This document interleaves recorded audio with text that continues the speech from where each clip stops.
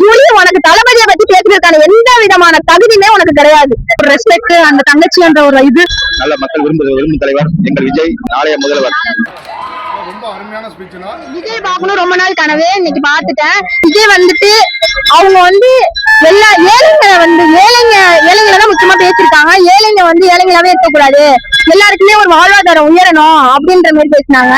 ஒன்னு சொல்லிக்கிறேன், இந்த வாட்டி ஜூலி பேசினாங்களா, ஜூலி அவங்களுக்கு தளபதி பத்தி பேச என்ன தகுதி இருக்குன்னு நீங்க நினைக்கிறீங்க சொல்லுங்க. தளபதியை பத்தி பேசுறதுக்கான ஒரு விதமான தகுதியுமே அவங்களுக்கு கிடையாது. எப்படி அவங்க எப்படிலாம் பேசுறாங்க. அப்புறம் பயப்பு இல்ல அதனால 2வது வீடியோ போட்டாங்க போது ஏன் பயந்தனாலதான் 2வது வீடியோ போடுறோம். அதுலயே தளபதியை பத்தி பேசுறாங்க. பேசிட்டு ஜீனஸா இருக்காங்க. நாங்க தொண்டர்கள் எல்லாருமே இன்னும் நடிகர்களா இன்னும் ரசிகர்களா தான் இருப்போமா, தொண்டர்களா இன்னும் ஆகலையா. அதனால அவங்க வந்து நான் அரசியல் வாய்ப்படல, அதனால அவங்களாம் பேசக்கூடாது அப்படின்றாங்க. நீ பயப்படுறதுனாலதானே 2வது வீடியோ போடுற, 3வது வீடியோ போடுற. உனக்கு என்ன தகுதி இருக்கு தளபதியை பத்தி பேச? உனக்கு வந்து நீ ட்ரெண்டிங் ஆகணும் அப்படின்னா நீ எவ்வளவோ வழி இருக்கு, இதுக்கு மேல எவ்வளவு வழி இருக்கு. போய் டிஎம்கேக்கு கொத்தடிமையா ஒரு டைம் நீ போய் அவங்க கட்சியில நீ சேர்ந்தா கூட நீ ட்ரெண்டிங் ஆயிடலாம். எதுக்கு தளபதியை பத்தி அவதூறா பேசி நீ ட்ரெண்டிங் ஆகணும்? உனக்கு எந்த விதமான அவசியமும் கிடையாது. நீ ட்ரெண்டிங் ஆனு நினைச்சா எப்படியாவது டிஎம்கே கால்ல போய் விழுது, எதனா பண்ணியா ட்ரெண்டிங் ஆயிடு. ஆனா இன்னொரு டைம் தளபதியை பத்தி பேசினா தளபதி தொண்டர்கள் எல்லாரும் உன்னை அடிச்சு உன்னை இதுக்கு மேல கிளிகிளின்னு கமலிய கிழிப்பாங்க. எல்லாத்தையும் எப்படி நான் சொல்றேன், தளபதியை பத்தி இனிமே நீ பேசுன அவ்வளவுதான். இதுக்குள்ளேயும் கமல்ல கழுவி ஊத்துறாங்க. இதுக்கப்புறமும் பாத்துக்க ஜூலி, உனக்கு தளபதியை பத்தி பேசுறதுக்கான எந்த விதமான தகுதியுமே உனக்கு கிடையாது.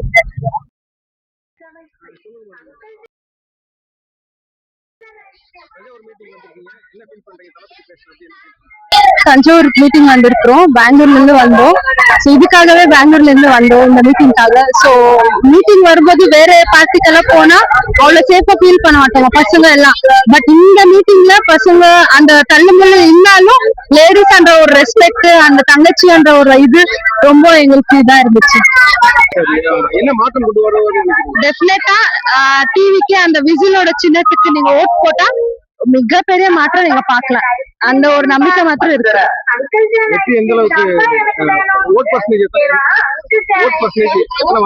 100% 99% எல்லா யங்ஸ்டர்ஸ் எல்லா வீட்டுல இருக்கிற அம்மா அப்பா எல்லாருக்கும் தெரிஞ்சிருச்சு. சோ இவர் வந்தா என்ன ஒரு மாற்றம் எடுத்துட்டு வருவாங்க. கண்டிப்பா வெற்றி டிவிக்கே.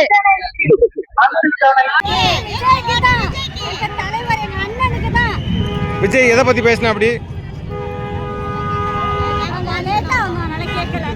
சரி, ஓகேங்க. விஜய் தமிழக முதல்வர் எங்கள் தலைவர் விஜய். அவர் அரசியல் வந்து மக்கள் நல்லா செய்யணும், நல்ல மக்கள் விரும்பும் தலைவர் எங்கள் விஜய், நாளைய முதல்வர். தஞ்சாவூர் மீட்டிங் வந்திருக்கீங்க, விஜய் ஸ்பீச்சை பத்தி சொல்லுங்க, என்ன பேசினாரு? ரொம்ப அருமையான ஸ்பீச்சுனா நாங்கள் எதிர்பார்த்தது தஞ்சை மாவட்டத்துக்கு வந்த உடனே விவசாயத்தை பற்றி அவர் பேசுவார்னு எதிர்பார்த்தோம். காலையிலேருந்து எதிர்பார்த்ததா தான். அதே போல் விவசாயத்தை பற்றி மிக அருமையாக பேசியிருந்தாப்புல.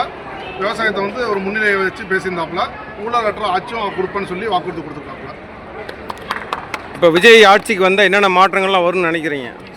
எல்லா துறையிலையுமே ஒரு மாற்றம் இருக்குங்க. எல்லா துறையிலையுமே ஊழலற்ற ஆட்சி அமையும் அப்படிங்கிறது முழுமையான நம்பிக்கையாக இருக்குது. ஓகே, இப்போ கூட்டணியை பற்றி சொல்லுங்கள். இப்போ கூட்டணி வந்து முன்ன யார் வர்றவங்க வரலாம் சேர்த்துக்கலாங்கிற அபிப்பிராயத்தில் தான் இருந்தாங்க தமிழக வெற்றி கழகம். பட் இப்போ வந்து இது வரைக்கும் யாரும் வரல. இன்னும் கொஞ்சம் காலம் இருக்குது. இன்னும் தேர்தல் டேட் வந்து அறிவிக்கிற வரைக்கும் எதிர்பார்ப்போம். வந்தால் சேர்த்துக்குவோம், வரலனாலும் மக்கள் கூட்டணி இருக்குது, அது எங்களுக்கு போதும். நீங்கள் தஞ்சாவூரில் எந்த ஏரியாவிலேருந்து வந்திருக்கீங்க? திருவையார் தொகுதியிலேருந்து வந்திருக்கோம். பர்சன்டேஜ் வந்து 30% 40%ங்க வாங்குவோன்னு எங்களுக்கு நம்பிக்கை இருக்குது. நன்றிங்க. நான் இந்த கட்சிக்கு தான் ஓட்டு போடுவேன் அப்படின்னு வந்து நிறைய பேர் சொல்ல மாட்டேங்கிறாங்க. ஏன்னா இந்த 2026 வந்து அது வந்து ஒரு சஸ்பென்ஸாகவே இருக்குது. மொத்த ஓட்டுமே வந்து விஜய் தான் உங்களுக்கு நாங்கள் கிடைக்கணும். 40%ங்கிறது இப்போயே வந்துருச்சு, எல்லாரும் அடிச்சிருச்சு. 40%ங்கிறது ஃபஸ்ட்டு வந்து 14, 17, 27, 30, 40 40% இப்போயே வந்து கன்ஃபார்ம் பண்ணி அது வந்து தாண்டிடும். ஓட்டு வந்து போல் பண்ணும்போது 40%ங்கிறது வந்து 80 ஆகலாம். என்ன மாற்றம் வரும்னு நினைக்கிறீங்க? மாற்றம் எல்லா இடத்துலையும் தாங்க வரும். அவர் வந்து படிச்சிருக்காரு, நான் நல்லது செய்கிறத மட்டும் அவர் யோசிக்கிறாரு, க்ளீனாக பேசுகிறாரு, ஒரு இடத்துல கூட தப்பு பண்ண மாட்டேங்கிறாரு, சொன்னதை ரிப்பீட் பண்ணுறாரு, சொன்னதை எங்கே சொன்னது அங்கே சொல்ல மாட்டேங்கிறாரு, அங்கே சொன்னது இங்கே இப்படி மாற மாட்டேங்குது, அவர் ஸ்பீச் வந்து மாற மாட்டேங்குது. ஒரே நேர்காணலில் நேர்கோட்டில் போயிட்டு இருக்காரு அவர். நல்லதே நடக்கும். பெண்கள் வந்து ஃபுல்லாக சப்போர்ட் பண்ணுறாங்க. பார்த்தாலே தெரியும், பெண்களுக்கு முன்னுரிமை எல்லாமே இருக்குது. ஆட்சி மாற்றம் வேணும். 5 வருஷத்துக்கு ஒரு வாட்டி ஆட்சி மாற்றம் வேணும். ஏன்னா பணத்தை சேர்த்துட்டு அடுத்த ஆட்சிக்கு வந்து பணத்தை செலவு பண்ணுறதுக்கு அவங்கள்ட்ட எல்லா சோர்ஸுமே இருக்குது. அதனால் 5 வருஷத்துக்கு ஒரு வாட்டி மாற்றம் வேணும். தளபதி வந்துட்டாருன்னா அந்த மாற்றம் தேவை கிடையாது. அப்படியே பர்மனெண்ட்டாகவே இருந்துடலாம். நன்றி நன்றி நன்றி நன்றி. விஜய் என்ன பேசுவார் நினைக்கிறீங்க? விஜய் என்ன பேசுவார்னா எல்லாம் நல்லது தான் பேசுவார். மக்களுக்காக தான் அவர் வந்திருக்காரு. இப்போ கூட்டணி அமையல இன்னும், அதை பற்றி சொல்லுங்கள். கூட்டணி அமையதுன்னா கூட்டணி தனிச்சையாக தான் நிற்பார்னு எனக்கு